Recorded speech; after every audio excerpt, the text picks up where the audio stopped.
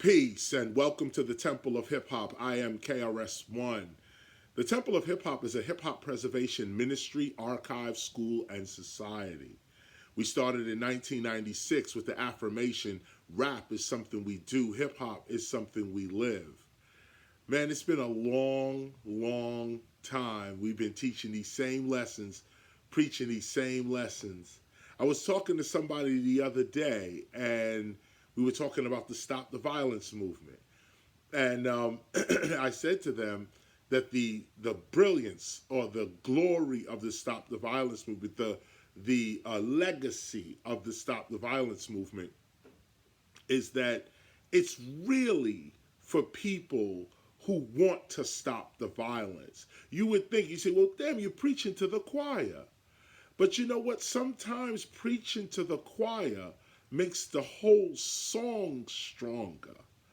And the idea here is that if you really were into peace and want to see peace and want to see an end to senseless violence, then the Stop the Violence movement, the song Self-Destruction, even All in the Same Gang, Human Education Against Lies, and all the remakes that were made after that as the movement, the Stop the Violence movement, even that, if you're a person that wants to see peace, in that sense, the Stop the Violence movement, the whole movement, confirmed your peace, confirmed it. And we were talking about this the other day. I'm gonna bring this up right now about confirming your peace. Like, I put the song out, Self-Destruction. We put the song out, Self-Destruction. Shout out to Ann Carly, too. We put the song out, Self-Destruction. Yes, of course, it's a song that goes out, and you would say to yourself, well, you know, of course, like, you know, just because you put a song out don't mean that the gun violence is going to stop. We know that. But you put the song out anyway. Why? Because even though you say, we know the gun violence, you know, just because you put a song out, violence is not just going to cease and stop. But if you don't put the song out, some of the violence that was going to happen, some of it is not going to happen because you put the song out. People's mind did get changed. People's attitude did get changed. Maybe if it's only 10%. 100% of violence, you put a song out, and 5% says, I will consider that. That's a victory. That's a major victory. But even deeper, if you look at the song as a confirmation, meaning that revolution only works for those that participate in it. So those that already wanted peace, to Stop the Violence song and movement was a confirmation on that peace. It wasn't that the song was supposed to make you more peaceful. It was that the song was supposed to confirm the peace you already had within you. The peace you was already working on.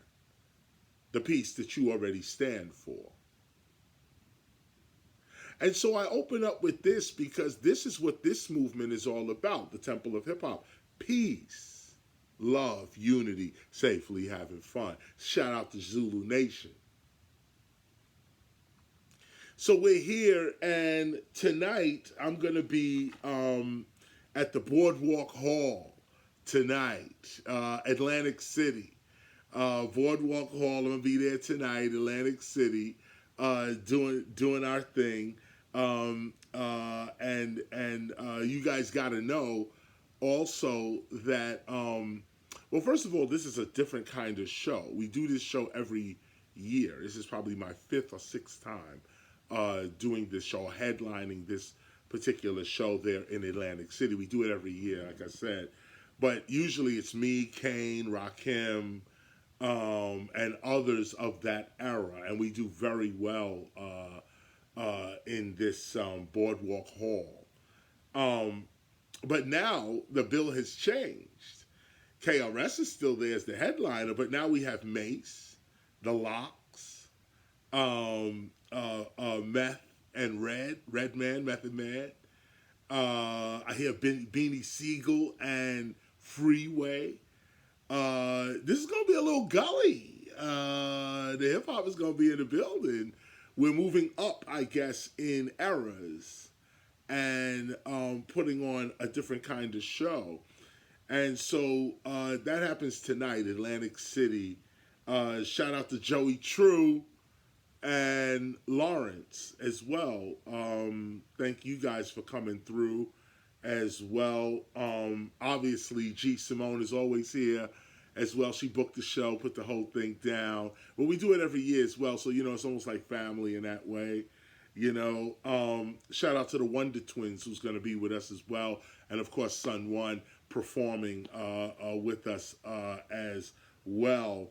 I started off with Stop the Violence as well because also I want to end off with this just before we start our read, that Stop the Violence, the Stop the Violence conference call, the Stop the Violence conference call is January 27th, 2023. Those that want to get down on that should just make their presence known. We'll probably set up some kind of an email or something like that. But it's January 27th, 2023. You're getting this information fresh. I'm just putting this together now. But I'm doing a conference call, January 27th, 2023, Friday. It's a Friday. We're going to start at 7 p.m. Eastern Standard Time, 7 p.m., and go to 9 p.m. Eastern Standard Time, Friday, 7 to 9. It's only about a 2-hour session. What's going to happen is Kid Capri is going to, DJ Kid Capri is going to reveal some tracks for the new Stop the Violence record. We're going to start on this project, start collecting beats and rhymes and interviews, exemplifying Stop the Violence. We're going to turn the volume up on peace, especially for this summer as well. The gun violence, knife, stick, aggression toward people, aggression toward one another.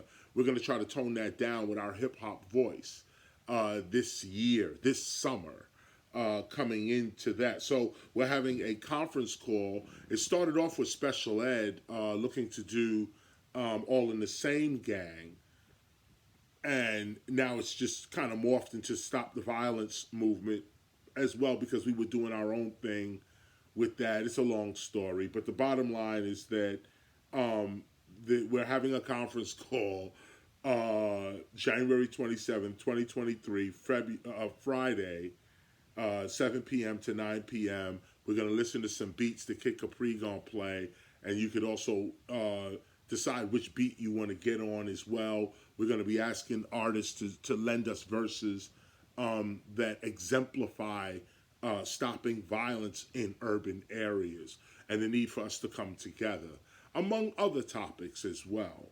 You know how we get down. So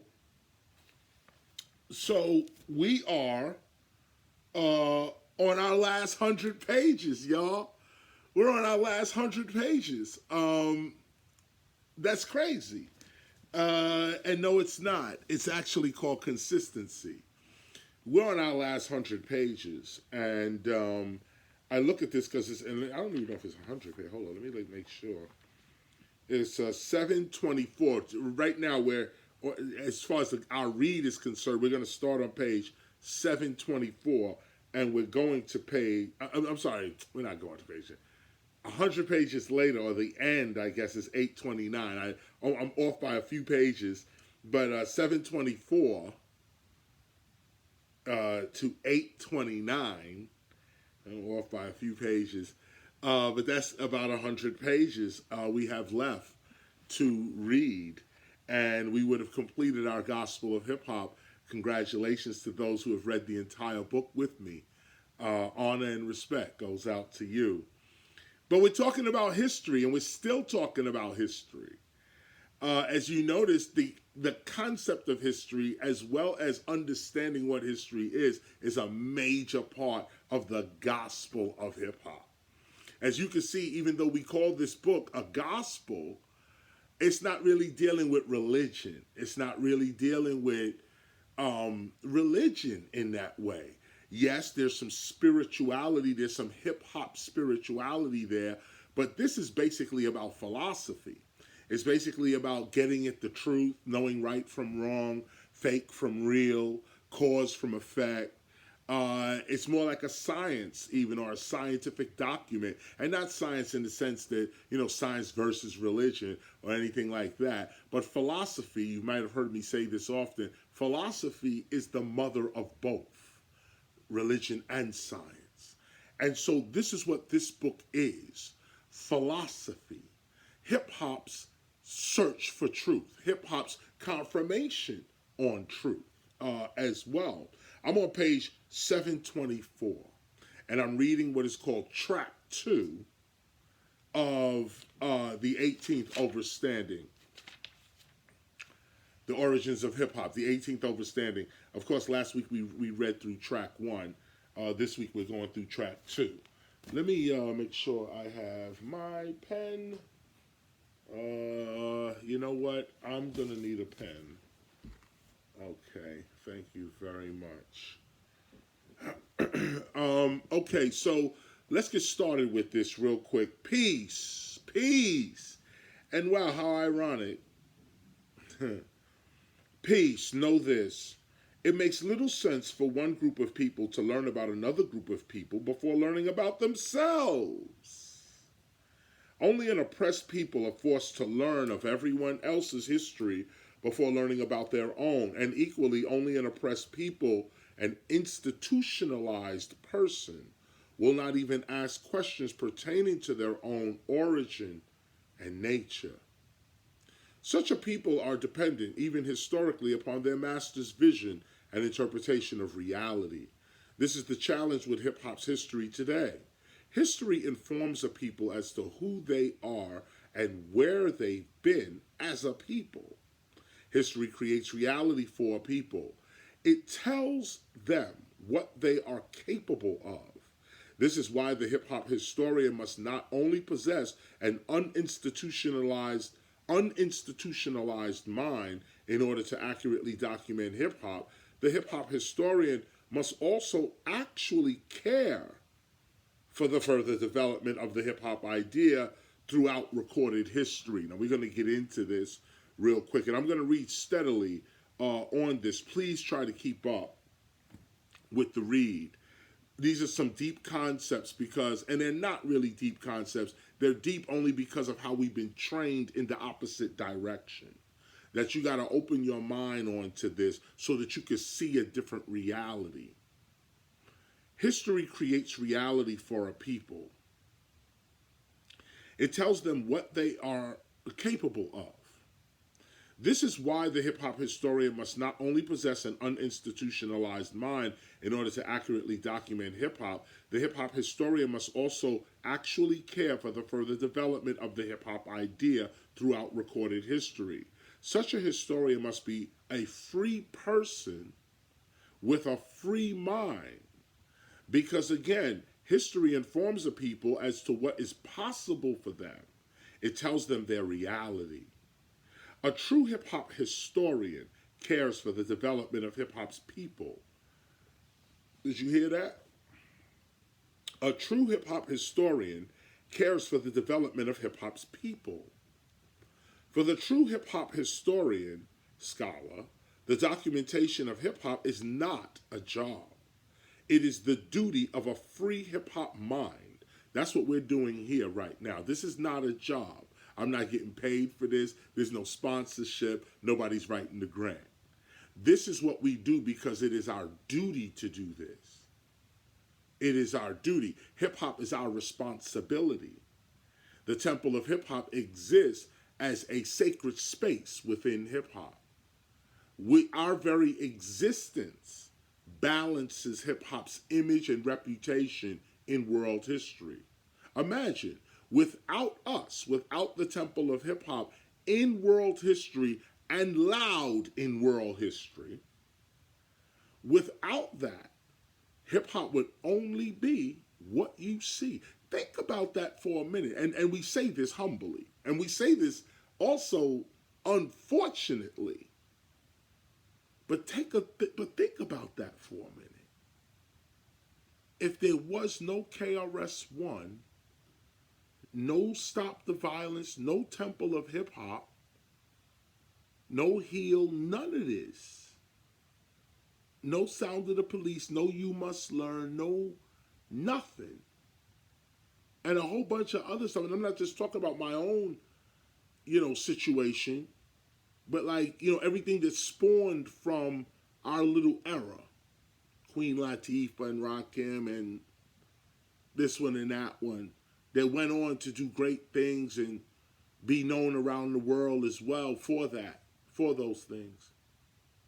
Think about if we never existed. Think about what hip hop would look like. And I think this is where other music genres, this is where they suffered. This is where they actually suffered. They didn't have a barrage of Rakims and KRS and Chuck D and this one and that one. They didn't really have all that. They had maybe one that would stand up and try to say something, but the majority of the culture was just, this is where the money is, this is where we're going. Shout out to gospel music, though, because gospel music and blues on another level, and not the ones that made it, just the ones that did their thing on the sharecropping plantation. The ones that sang their song, because if they didn't sing, they couldn't even function the next day. It was so crazy. Song was their way out. Those kinds of songs that help you to work. You got to stay on your feet and keep working. Those jail songs that you got to keep breaking rocks, and suddenly the breaking of rocks is almost rhythmic. And y'all start singing songs. I'm breaking the rock, choom, choom, tell don't the time, choom, choom, breaking the rock, choom, choom. These are real songs, real people singing just like that, creating real songs out their real life. That's real song, and not that that's any better than anything else, but when the song really comes from the heart and hits you like that, it's interesting. Let me continue to read. And the point that I'm trying to make is that this is not a job. To record your history, to record the history of hip hop, to even continue it. That's a duty. As a slave, oh Lord, here we go. I'm on paragraph 100. A slave can never be an accurate hip-hop historian, because hip-hop's historians are not just documenting hip-hop's activities in physical reality. We are also creating hip-hop's reality for future generations, and we cannot pass on to our next generation a slave's mentality, even historically. Know this, history exists as groups of facts that are then called upon to substantiate the ideas and desires of the present community. However, the ideas of a free people are backed up with historical facts, whereas the ideas of an oppressed people are created by historical facts. Let me say that part one more time. In fact, you know what? Let's go ahead and highlight 101.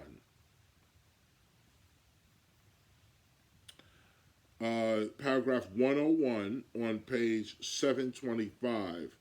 Let me read that to you one more time. It's a very important passage. These are mind-opening passages. You should meditate on this so that you can see a different reality. Know this. History exists as a group of facts that are then called upon to substantiate the views and desires of the present community. However, the ideas of a free people are backed up with historical facts, whereas the ideas of an oppressed people are created by historical facts. So one group, free, is making a history and they are aware of it. And we're going to talk about that in this read. They're making history and they are aware of it. They are conscious that every act is historic. Everything they're doing is historic and historical.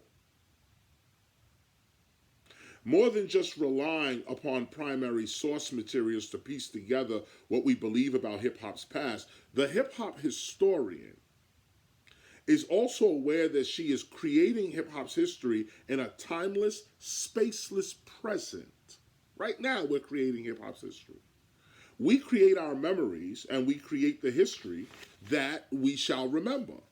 If we revolt today, such an act becomes part of our real heritage and history, our real history and heritage. If we are passive today, such an act becomes part of our real history and heritage. When we rob, fight, and murder one another, these acts also become part of our real history and heritage. Think about that.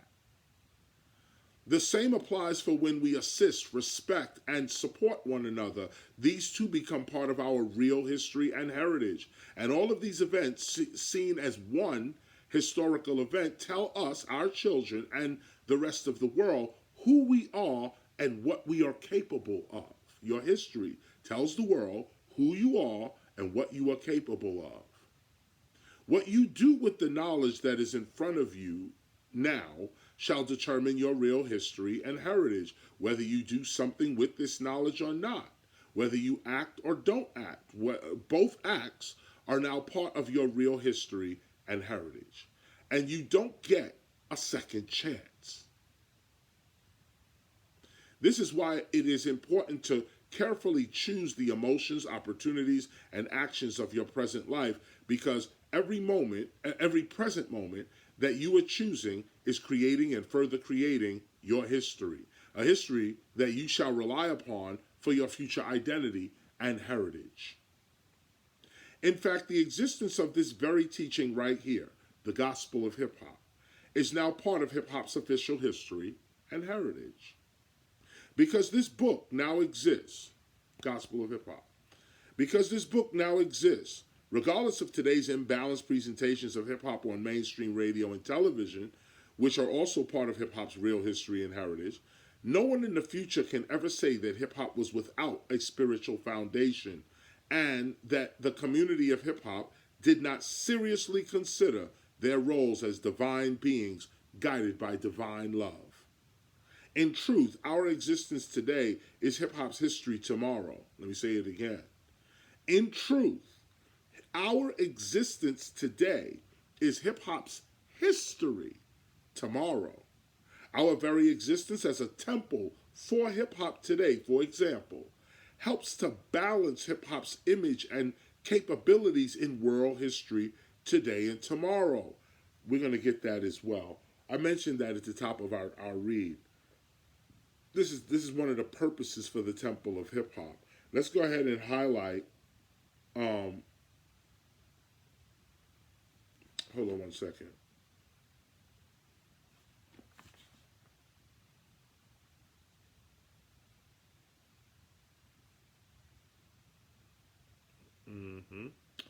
Yeah, go ahead and get 107.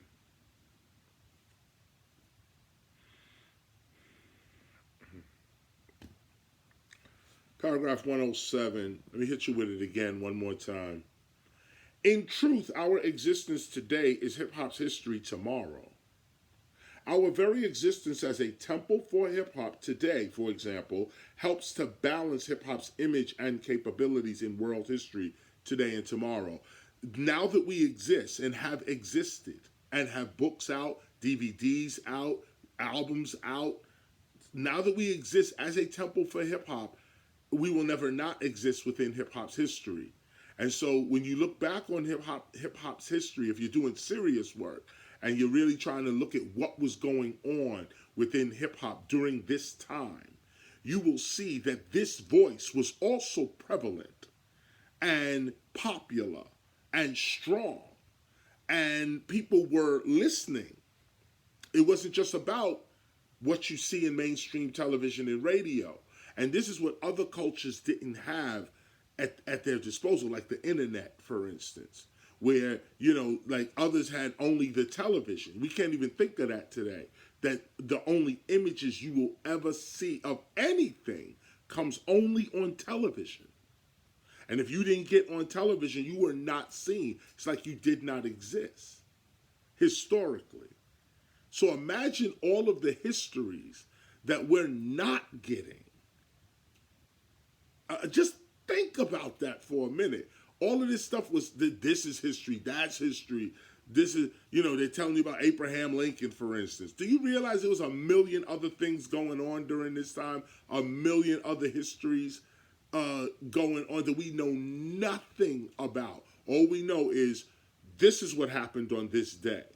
Wars, invasions, slaves, and this is history. This is what we're getting.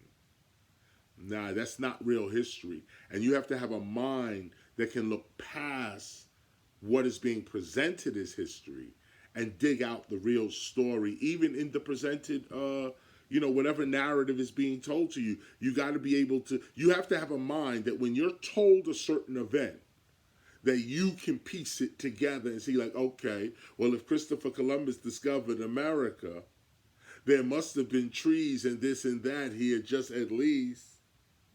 When he came here, there must have been, like a 1 + 1 = 2 kind of thing. You read his diary, he said he met black folk when he got here. Oh, okay. So it's like you got to have a mind that reaches past what you're being told. When our children become the scholars of tomorrow and they reach back into their history, into their heritage to find out what they are capable of and upon what cultural foundation they stand, they shall not only see the existence of bitches, pimps, thugs, and whores in our present time and culture, they will also see the existence of teachers, philosophers, inventors, and activists in our present time and culture. This is the point for the Temple of Hip Hop. The choice will then be theirs. Our existence is deliberate. We know that we exist and we are aware of our existence. We are conscious. We are deliberately affecting the documentation of our past, present, and future selves. This is hip hop scholarship. The point, you got to get that too. You got to get that too.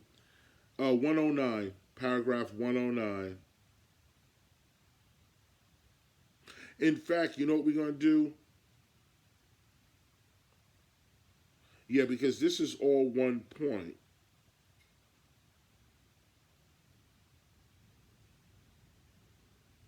Yeah, this is all one point. Hold on one second. Let me get this.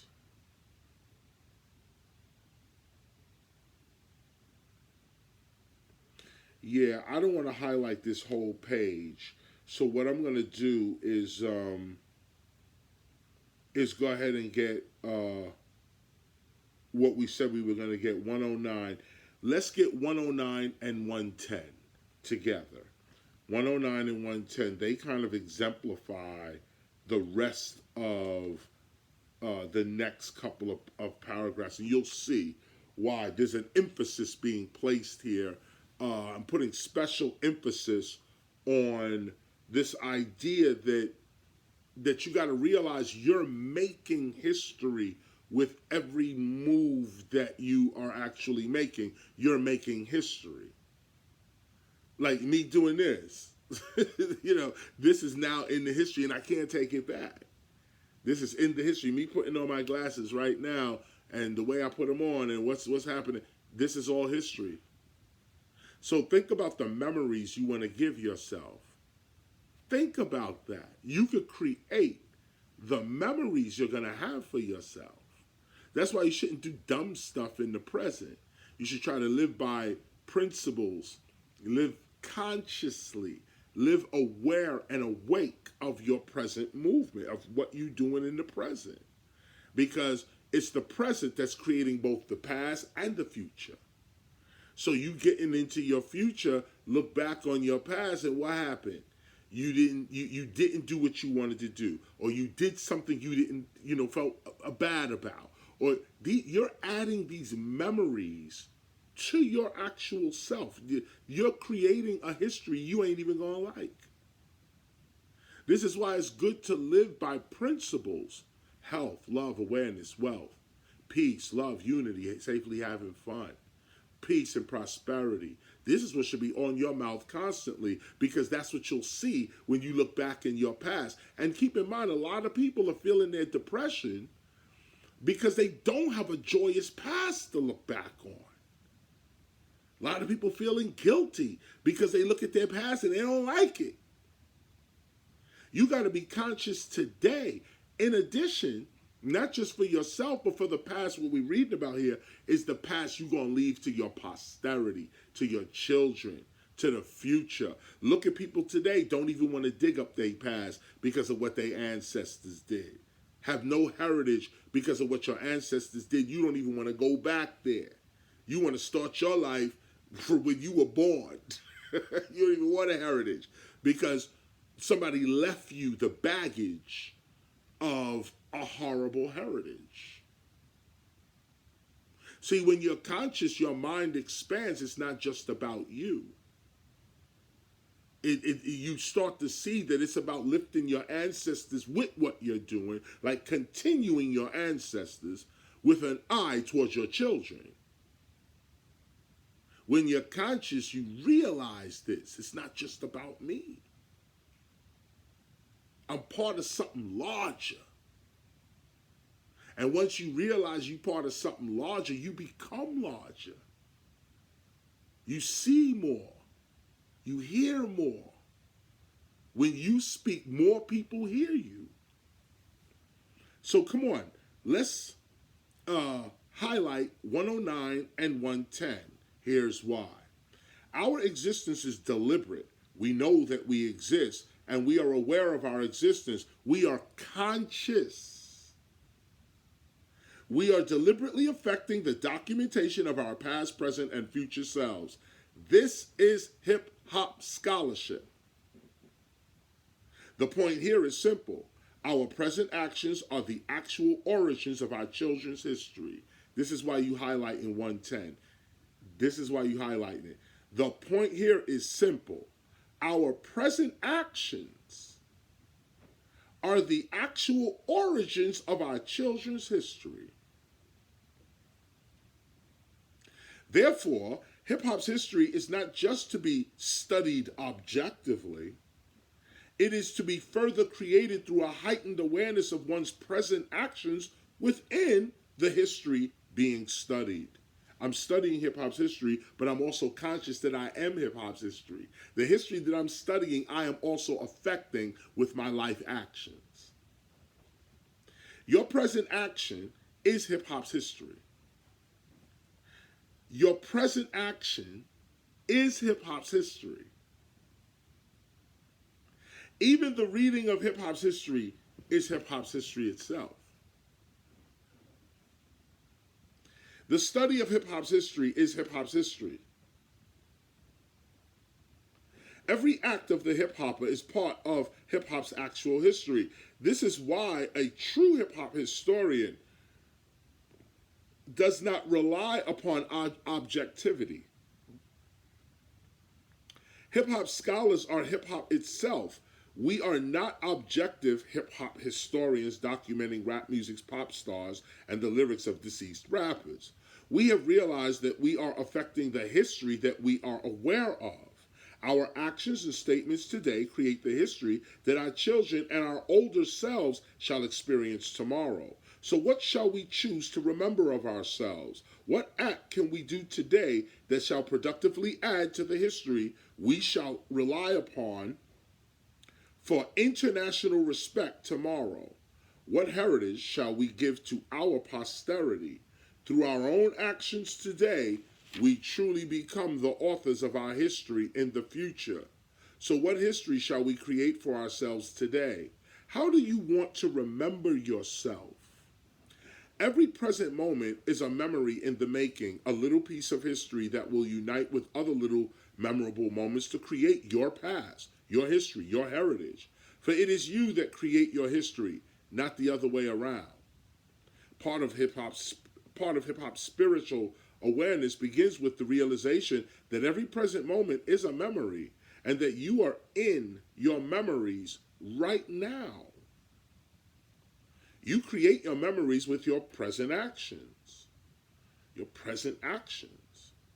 Your reading of this book is now part of your memory, your history, your heritage. So again, what shall you choose to remember? What kind of history shall you create for yourself and your posterity right now with your present actions? Right now, with my present actions, I'm reading the gospel of hip hop. I'm putting that in my history. So years from now, when I'm looking back on myself, my future self is telling me right now, you good, Chris, you good. And I'm looking, and this is what I'm going to put into my future, or what I want to put into my past right now. When I'm in the future and I look back on my past, like for instance, when I go to the templeofhiphop.org site, and you see all of the lessons that we've done over the last 2 years or so. That's my past. That's my history. That's it right there. And I give myself good memories. Every time I look back on that, I feel a good memory. I say, I remember that.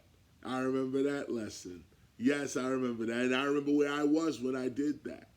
Because remember, we taught these lessons on as we travel as well. Keep it moving. You can add anything. I'm on paragraph 115 now. You can add anything to the fabric of history. What can you see? The old standard ways and methodologies of writing about or documenting an event in time and space must change dramatically when one approaches hip-hop historically. We simply cannot rely upon an exploiter's approach to history to interpret our own.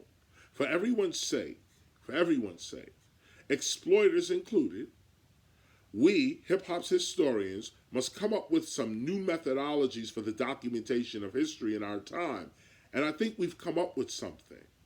Just as the sound engineers of the early 1990s had to rethink everything that they were taught in sound engineering school when rap music hit America's recording studios, so is it with hip-hop's proper historical documentation and cultural preservation amongst academics. I consider myself a hip-hop historian, now really an Austorian. I didn't have that word when this was being written. I consider myself a hip-hop historian. However, I cannot assume that I can approach hip-hop's proper documentation academically with the same tools used for hip-hop's exploitation commercially. Realize this. You cannot assume that you can bring your old self to a new idea and expect to know the true nature of such an idea simply by observing it. Know this, history is a tool that gives validation, meaning, direction, and purpose to the events of a people in the present. Contrary to what some may have been taught to believe about time, and history, it is indeed the present that creates the past. Again, it is the present that creates the past. Again, it is the present. New knowledge in the present creates how you perceive your past. We must break the cycle of believing that we are only our histories, that we are only what we were. Right now, we are also what we shall become. More than being being the limited observations of a historian, history is the agreement of the present. Let me hit that again. More than being the limited observations of a historian, history is the agreement of a present group of people about their identity and their direction as a community. History is an agreement in the present. We agree in the present what our history is going to be, what our past is going to look like to us, and what our future looks like to us. History is an agreement as to what a community will look like to itself and to the rest of the world forever. Our history serves our interests. Our history serves our interests. But in the case of documenting hip-hop's actual history, our interests begin with the actual method used to document and interpret hip-hop historically. As you have already learned, hip-hop is an idea. It is not a physical thing. It is an attitude. Hip hop is not an object, it is a subject. Here, we approach hip hop as a collective consciousness. And as consciousness, the documentation of hip hop can also fall outside of physical material reality. Documenting, studying, and teaching the history of an idea like hip hop demands that one expand her own consciousness beyond linear time and specific places, as well as beyond race and ethnic identity. You got to get past this now. Hip hop comes from everywhere. The hip hop idea is in superposition and should be documented superhistorically. What does this mean? Now, here we go. This is the beginning of this new way to look at documenting the past. Superhistorical hip hop. And keep in mind also that I read this, I reworked this philosophy in Black History, because Black history as well, Black is an idea, and you can apply the same concept to Black history as well. Slightly different because hip hop has different interests, but the same thing. If whoever gets the book, wherever you get this book, Black History, a philosophical look at Black and history. Whenever we get that, whenever you're able to get that, you'll see this passage in there as well. But not, it's of course not this writing, but it's the same philosophy. I worked it out a little better in Black History. This is years ago when I first began to work out this philosophy. Superhistorical hip hop reveals how hip hop's true history is not just the documentation of moving objects in physical reality. It is more accurately the documentation of moving subjects in a transcendent reality. See, this is where we start. This is it right here, y'all. Let me hit you with it one more time. Superhistorical hip hop reveals how hip hop's true history is not just the documentation of moving objects, the documentation of things moving in physical reality. It is more accurately the documentation of moving subjects, ideas, in a transcendent reality. This methodology deals more with hip-hop's origins than with its history. But again, we will create a better history when we have an understanding of our true origin and nature as a community, a hip-hop community. Beyond race, class, gender, etc., our people are united by certain universally accepted interests and ideas. And these specific interests and ideas are found all over the world and at different times in the world. Again, hip-hop itself is not a physical thing, nor is it of the physical world. It is a shared urban idea.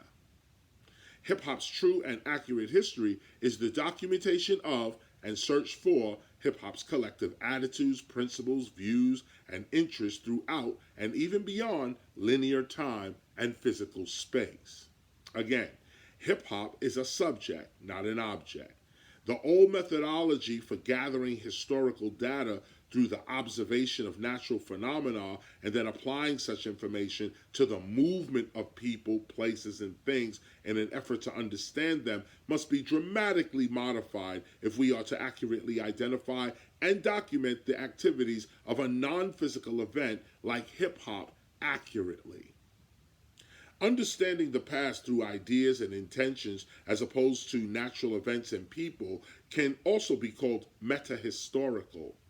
Such is not a replacement of any standard methods for the creation of history. It is only a more accurate way to document hip-hop's non-physical origins. Hip-hop's actual history in time and space does not go in a straight line from one point into the present. In fact, no one's history actually does.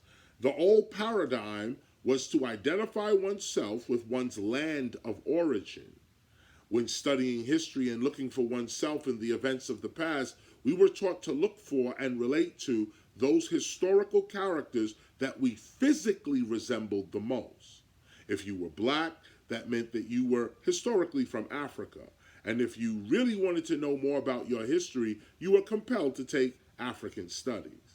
You would never think or be encouraged to seek your African history and heritage within the history of the Irish, or the Chinese, or the Cherokees. In the old paradigm, your personal identification in history is materially based. It is based upon race and the documentation of your race in certain geographical locations on the physical earth. And there's nothing wrong with this approach. It is just limited to physical things in time and space. However, when you seek to document a non-physical event like hip-hop, the rules change dramatically. To identify and then document hip-hop in time and space, you must realize that you are documenting an idea, not a person, nor even an event in nature. Hip-hop is a shared idea. The true hip-hop historian must undergo a slight consciousness change from identifying himself with certain people in history to identifying himself with certain ideas in history. In actuality, hip-hop is a global idea happening in the world at once. It exists in many different places and at many different times amongst all the peoples of the world at once. Hip-hop is super historical. Super historical means a history that can be found in anyone's history, or a history that affects all other histories. Here we shall be focused upon the first definition, a history that can be found in anyone's history. Now we're going to highlight 134 and 135.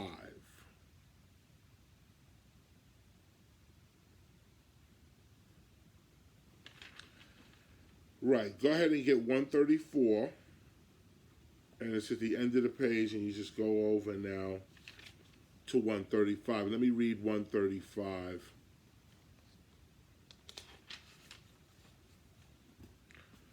Get this now. Let me start with 134 again. Super historical means a history that can be found in anyone's history, or a history that affects all other histories. Here, we shall be focusing upon the first definition, a history that can be found in anyone's history. Superhistorical is when history is viewed not as a straight line of physical events or of the migration of specific people or the life of a famous person, but instead as a free-flowing Omni event which hosts a collection of specific ideas and interests that coexist together simultaneously. In this realm, identity is based upon the ideas that you accept and the interests that you uphold.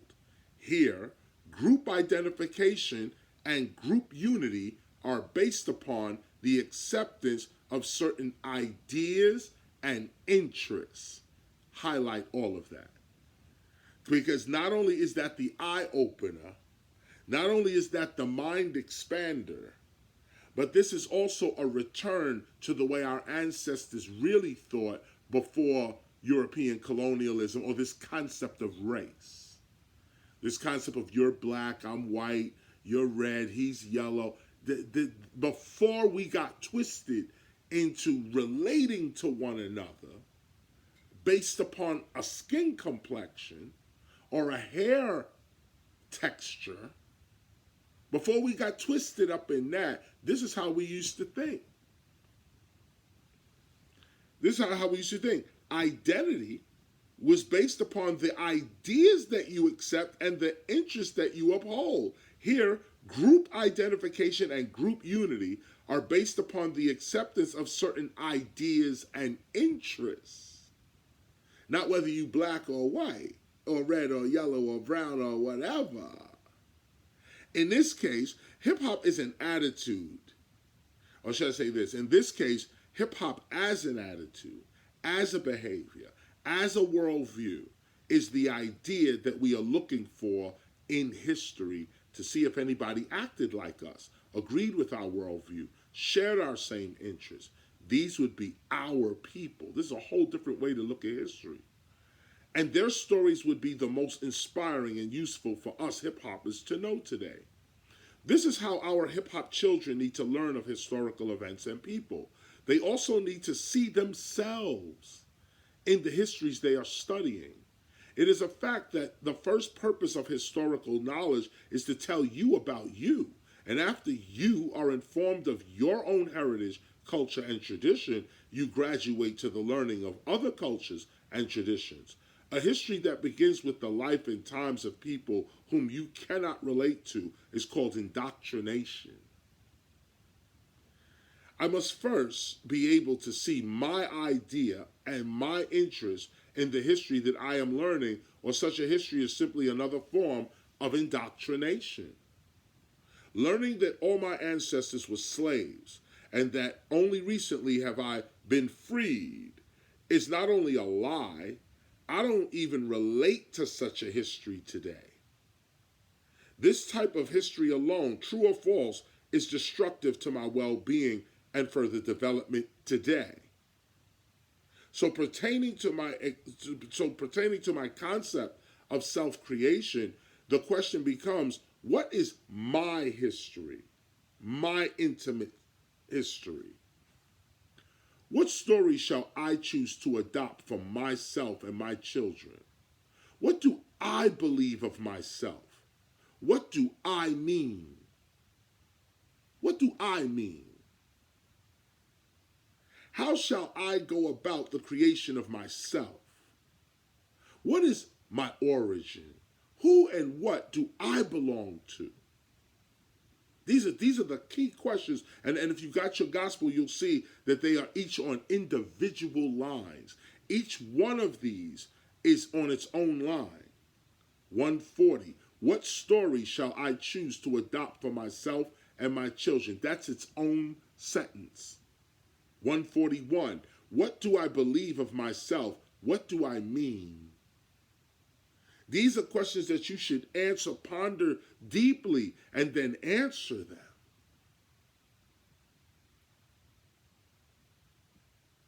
How shall I go about the creation of myself? What is my origin? Who and what do I belong to? See, if you can answer these questions and stay committed to the answer, you arrive at health, love, awareness, and wealth. There's nothing that can stop you, really, at that point. Irrespective of race, gender, class, religious background, age, etc., the hip-hop idea of peace, love, unity, and safely having fun, as well as hip-hop's artistic elements, can be found all throughout world history. And because hip-hop is a shared idea, a behavior, an attitude, we must seek our history through our compatibility with these certain ideas, behaviors, and attitudes in history. Using the super historical approach, I can see myself, my interests, my views, my values, my spirit, in everyone's culture and race throughout human history, because I am not looking for a people and or certain events to supposedly explain who I am. As a meta-historian, or simply as a hip-hop historian, my group is an idea that is shared by all creation, not one race or culture of people, but by all of existence.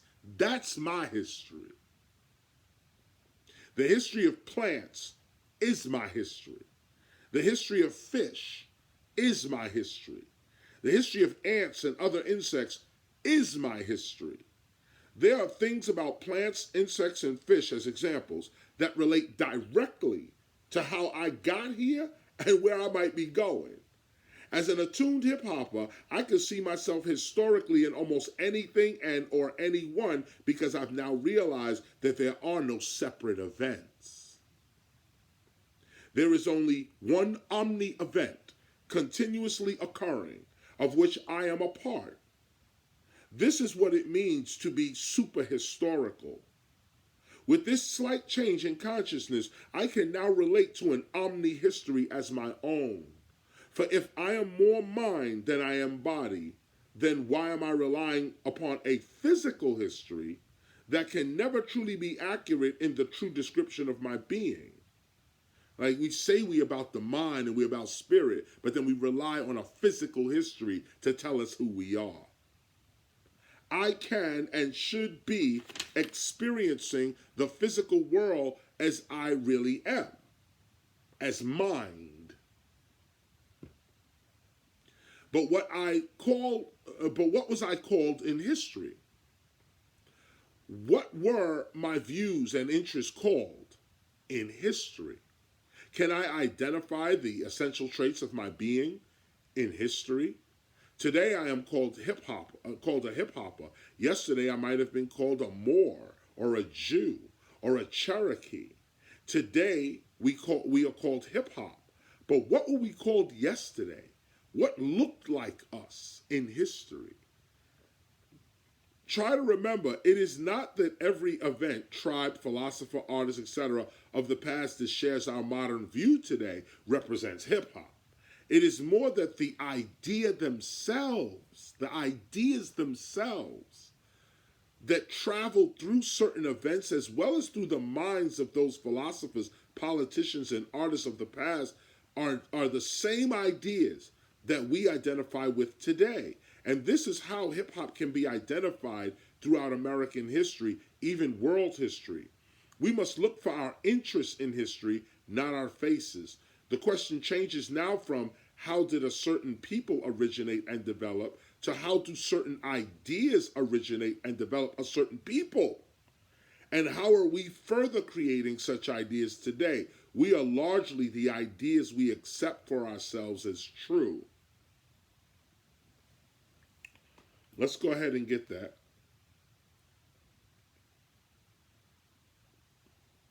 This is paragraph 150. Right. Yeah. 150. Let's go ahead and get that. Highlight paragraph 150. It's very important. I'm going to hit you with it again. We must look for our interests in history, not our faces. The question changes now from how did a certain people originate and develop to how do certain ideas originate and develop a certain people. And how are we further creating such ideas today? We are largely the ideas we accept for ourselves as true. That's what we really are, is a collection of ideas, habitual ideas. Ideas in habit. We are more than our physical appearances. We are also our personalities, traits, and characters, which are largely created and steered by the stories, ideas we've come to accept for ourselves and accept as ourselves. As hip-hoppers, we must seek our own personalities and experiences in the characters and events that we may come across in history. For if we can unite in true agreement with any figure of the past on any issue, we may be able, by exploring that which we truly agree upon, to discover within ourselves the more hidden meanings and deeper insights of past figures and the events that we study. We could relate a little bit, put the emotion aside, and see where you connect with certain people in history. You might learn a little more about them. The discipline, what I'm speaking of here, the discipline is to follow the migration of ideas, not just of people and or events, because in today's reality, no one identifies themselves with historical figures. They identify themselves with the ideas of such figures. As an example, most people identify with the dream of our king more than they identify with our king as a person, talking about Dr. Martin Luther King Jr. They never knew him as a person. They may never relate to our king as a person, as a man, but they may certainly relate to the ideas that our king gave mainstream voice to. In this instance, as hip-hop scholars, we should be trying to identify the king's dream throughout time and space to see the real nature of what was said and from whence it came. What other prophet in history said the same thing? And was the result the same? In fact, those who share the dream of our King can be said to be a community unto themselves.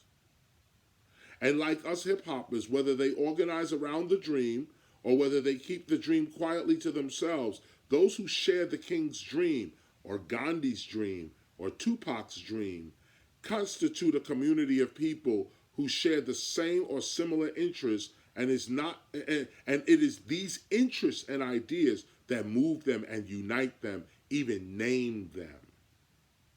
So what can we learn of our true reality as hip hoppers in the spread out universe of ideas and intentions? For if we look for ourselves in the past, the present, or the future as a people, special places and sacred things exclusively, we are limited to being defined by our effects and not by our true being, which causes such effects to exist. As a group, we are a collection of ideas, values, intentions, and attitudes, and this is what we should be searching for in world history to identify ourselves. Our children should learn of historical figures in the way that relates to their interests and their hip-hop reality. When it comes to history and the methods for gathering history, our children should be bilingual, knowing both standard history as well as meta history.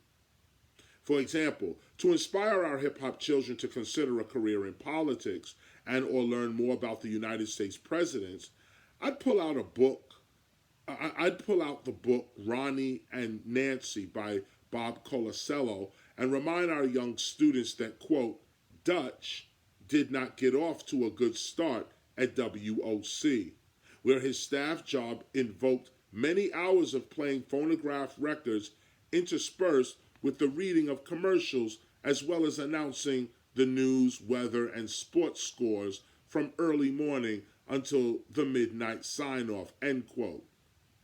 I'd remind our young students that this young DJ would go on to marry a young woman named Nancy, who was raised by her single mother, Edith, who was a famous Broadway actress in the early 1900s. I would describe her to our young students the way Bob Colasello described her, quote, nicknamed Lucky Lucket. She smoked, she swore, she told dirty jokes, and she was wildly popular, end quote. I would then reveal that I'm speaking of the mother of the First Lady, Nancy Reagan, and the young DJ that she would marry would go on to become President Ronald Reagan. Of course, Ronald and Nancy Reagan are not hip-hop, but we can appreciate the moments in which we share the same interests and similar lifestyle. In this way, political history can relate more personally to hip-hop's history in a super historical sense. I can now relate to Mr. and Mrs. Reagan super historically. Hip-hop and the Reagans seem to have nothing in common when you look at history linearly and physically. But when viewed super historically, we can see where we, as hip-hoppers, relate to at least the early years of Ronald and Nancy Reagan. This discipline, super historical hip-hop, follows your values and intentions, even your purpose, not a person, throughout natural history to see where you have been and how you have formed. Super historically speaking, you and the Reagans have something in common, and it's DJing and live performing. Being raised by an entertainment mom sounds a lot like our hip-hop situation today. But again, are Nancy and Ronald Reagan hip-hop? No. At least they never openly declared, I am hip-hop. We are just able to see ourselves in them super historically as DJs. In addition, we can also see a bit of the hip-hop attitude frequently expressed by hip-hop's white youth today when Mr. Colasello writes, quote, Dixon, Illinois. This is a place. Dixon, Illinois had 12 black families, and Neil, Ronald Reagan's older brother, would hang out with some of them, bringing them home for dinner and sitting in the colored section of the movie theater to be with his friends, end quote. We now know that President Ronald Reagan was not only a lifeguard who saved 77 lives, a construction worker, as well as a caddy for Charles Walgreen, America's first drugstore tycoon, but was also in charge of entertainment for the Young Men's Christians Association (YMCA) High Y Club, and went from playing records at WOC to being a sports announcer at the same radio station in 1932. Yes, a DJ actor named Dutch and a young lady named Nancy ascended to the United States presidency. This is hip hop's, not rap music's, true history. Get this what I'm writing in here. Like, understand what's going on here. What we're trying to point out is that super historically, you could see yourself pretty much in anything if you keep looking. You don't have to say that's not my history and just blot out whole sections of the world's activity that will somehow affect you. Let's keep it moving. Quote, as Ronnie and Nancy describes, Lucky Luckett was a whirlwind of charm and energy. A pretty blonde with the riveting, widespread eyes she would pass on to her daughter. Her daughter wanted to be just like her. End quote. In 1924, when Miss Luckett was asked by an Atlanta newspaper to name her favorite cigarette, she answered, quote, Lucky Strike, her lucky day. This is the writing now, quote. Asked, what was your lucky cigarette? Lucky Strike, her lucky day. Payday, her greatest ambition, to be loved by the public. What would she do if she were president for a day? Have a party at the White House. Now this is Nancy Reagan's mother, Lucky Luckett. Okay, have a party at the White House. End quote. This doesn't sound like hip hop today. Even deeper, this foul-mouthed entertainer, Lucky Luckett, actually produced a presidential first lady who actually married a DJ actor who became president. Maybe if we knew about this, maybe if we knew this about the Reagans, we would have more respect and understanding for their path to the White House, because we would have been able to see ourselves in them. Now, of course, that's a bit of a stretch. You know that. Those who know the history of these people in the White House and how they did the urban community. But we're not criticizing and judging right now. We're learning right now. And this is a great example, because in history, you could blot the Reagans out of your history, being emotional about the history or just going with what the headlines is telling you. But if you really look at their history, and I'm pulling out certain things about his older brother hanging with black folk, about him being a DJ, about all this, because these are the pieces that relate directly to our lifestyle and to our culture. But you would never know that about Ronald Reagan, DJ Dutch. That's what his name, Dutch is his name, and he was a DJ, DJ Dutch. Okay, but you would never know that because the hip-hop historian has to write history and write from our interests. You know, right now, warriors and generals and politicians are writing history. And that's the only history we got. Nobody else is, writing up what happened. Well, now people are, thank God. I'm on paragraph 169. 169. With this hip-hop view of history, historical characters serve as the carriers of certain ideas, not markers in historical reality. We don't need to agree or even understand the total character of a historical figure to appreciate the moments when they became hip-hop. Take the empiricist philosopher, empiricist philosopher John Locke 1632 to 1704, for example. He wrote, quote, all men are born free and independent and have certain inherent natural rights, among which are the enjoyment of life and liberty with the means of acquiring and possessing property and pursuing and obtaining happiness and safety, end quote. Now, we may not agree with everything that John Locke was about as a person, but in this particular idea, he is hip hop. Other hip hop minded people of his day and today agree with the general meaning of this statement. He's not telling us anything new here because this is how most hip hoppers naturally feel.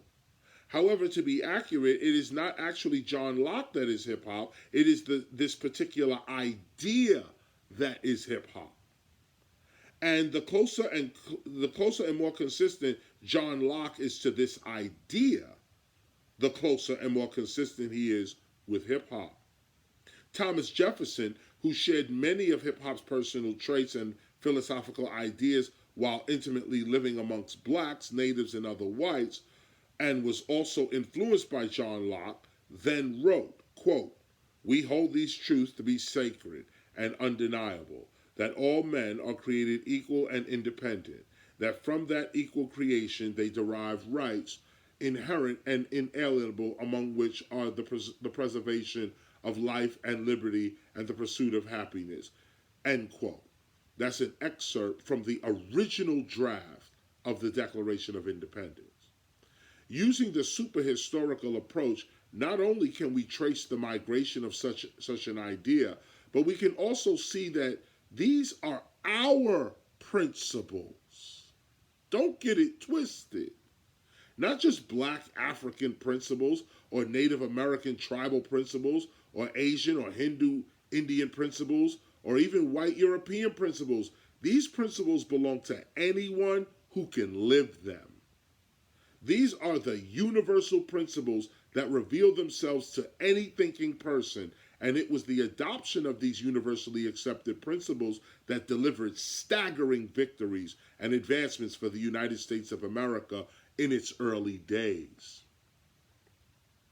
Any group of people who remain consistent with this vision will shake off the chains of oppression and rise to world prominence. This is the origin of hip-hop's history. Graffiti writers can superhistorically see themselves in world history through the adventures of Napoleon Bonaparte. And actually it was Napoleon that said history is written by the victors, by the winners. And he's a general writing the history. Graffiti writers can superhistorically see themselves in world history through the adventures of Napoleon Bonaparte.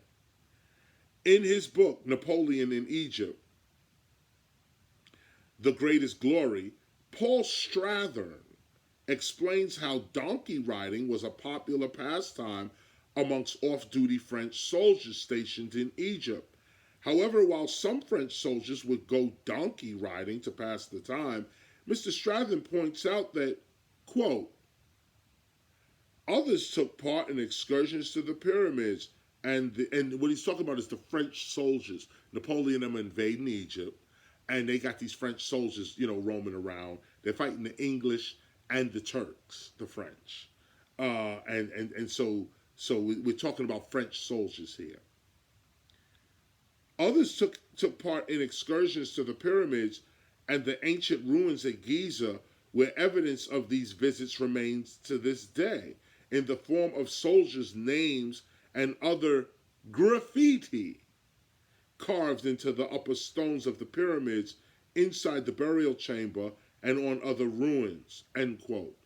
Mr. Strathern continues by writing that, quote, such behavior was still commonplace amongst Europeans abroad and would not be generally regarded as vandalism for several years to come, end quote. For graffiti writers to study the history of graffiti art in this way would be called superhistorical. And looking at hip-hop superhistorically, we begin to see a slightly different, even new hip-hop history emerging, which explores the nature and migration of hip-hop's artistic and intellectual elements, as well as the hip hop idea itself. In my observations, this view of hip hop's origins should be established before we begin the documentation of hip hop's history. Different from a history of hip hop, this method reveals the origins of hip hop and sets the foundation as to what shall be included in hip hop's history and why.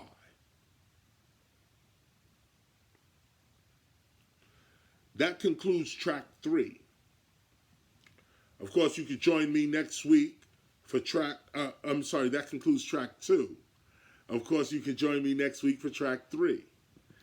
And track 3, we getting right into. I already see right here that this is going to be very interesting. We're talking about Puerto Ricans, Jamaicans, and hip hop's origins, how it actually starts really outside of America, coming in.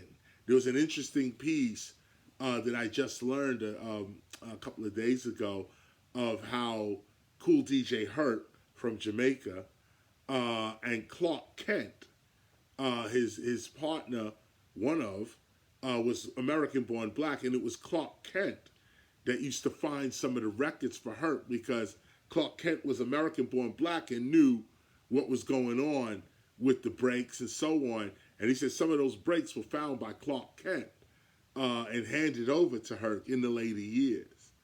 And it's this combination of Jamaican, American-born black, and Puerto Rican, seasoned with Haitian and everybody else, Dominican, Cuban, and so on and so on. And then let me also say Asian, like my girl Tokyo Rose, Ann Carly, who launched the whole Stop the Violence movement, Japanese American, on that.